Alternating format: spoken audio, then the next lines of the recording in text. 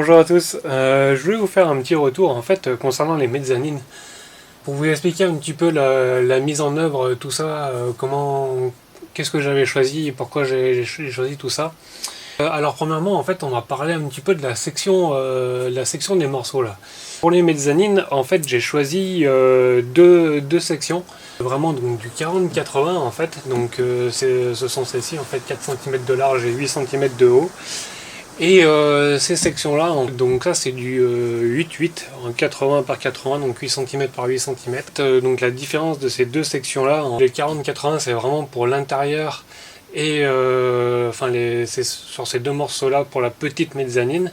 Tous ces morceaux-là, ce sont tous les contours des deux mezzanines plus la traverse en fait entre les deux mezzanines. Et ça pour une bonne raison en fait, c'est que c'est pour le filet d'habitation. Donc qui va être en fait le passage entre les deux mezzanines. Sur conseil du constructeur en fait qui m'avait dit de doubler les premières poutrelles en fait des mezzanines. C'était vraiment dans un but de renforcer, parce qu'avec la traction du filet, ça va vraiment le filet va vraiment tracter dans ce sens, hein, la force va se faire dans ce sens là, et du coup pour pas que ces structures là en fait se déforment et arrivent à casser ou tout ça avec la charge, vraiment l'idée c'était soit de doubler, et du coup j'ai vraiment choisi une 8-8 en fait pour éviter d'avoir le chanfrein en fait, niveau esthétique au milieu.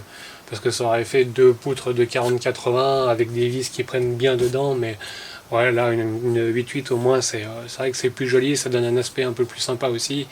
Et au niveau du poids, c'est la même chose d'avoir une 8-8 ou 2-4-8 quoi.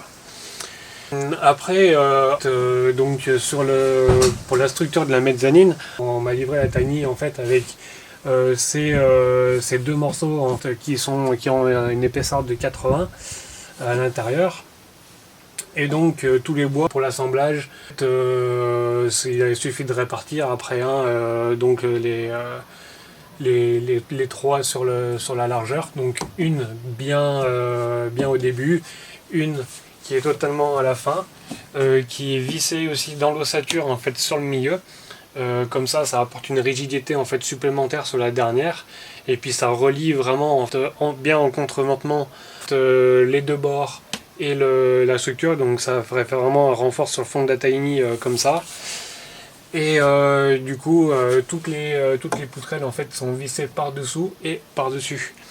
Voilà, ce qui les maintient en fait parfaitement du coup là où elles doivent être.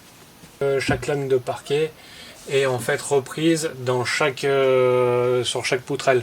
Et c'est pareil pour la grande mezzanine là-bas. Vous avez à chaque fois, vu qu'il y a les trois poutrelles, en fait chaque lame est vissée dans les trois poutres en fait.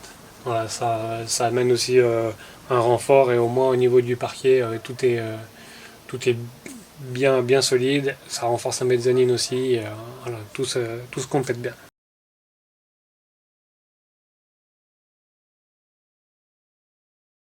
Pour vous présenter un petit peu, c'est vraiment le moment en fait du ponçage des poutres de la mezzanine. Alors ça c'est des poutres en fait de 80-80, donc 8 cm par 8 cm.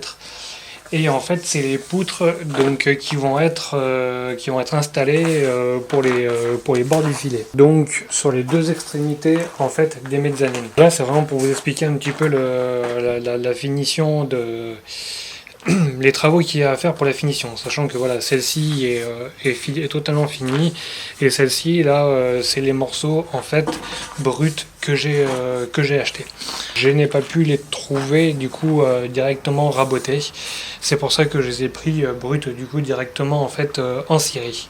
Donc ça demande un petit travail quand même de préparation, enfin même un bon travail de préparation. Première chose que je fais, c'est de les poncer en fait directement avec la ponceuse à bande, donc ça on enlève vraiment une bonne partie, et puis après je les finis en fait à la petite ponceuse directement au grain de 80.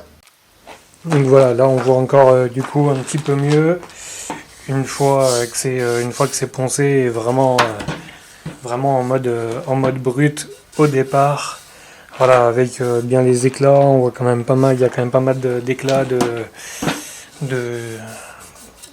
le cou, c'est bien quand même bien abîmé à la base. Donc ouais, pour récupérer ça, il faut quand même du bon matériel. Les outils que j'utilise, donc en premier, j'utilise vraiment donc la ponceuse à bande en fait.